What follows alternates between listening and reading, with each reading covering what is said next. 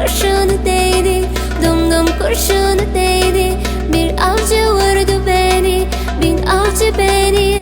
Hammaga assalomu alaykum qizlar. Bugun sizlar bilan ko'rim tayyorlaymiz.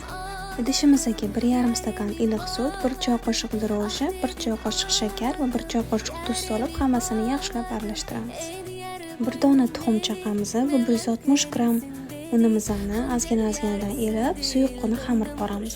Değdi, hançer yarası değil, dum kurşun değdi. Gel gümle gel, gel gümle gel. Gel gümle gel, vurma dum kurşunu. Gel gümle gel, gel gümle gel. Gel gümle gel, vurma dum kurşunu.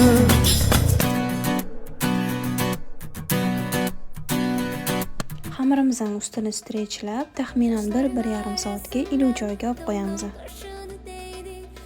Ungacha shpashkamizga yarimta sosiska va yarimta yaxshi eriydigan sirimizni shunday qilib qo'yib olamiz.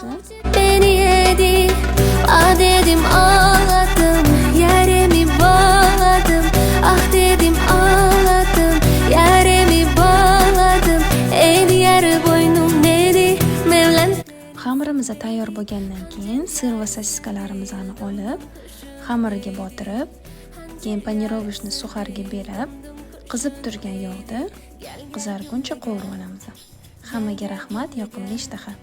Gel gümle gel, vurma dum kurşunu.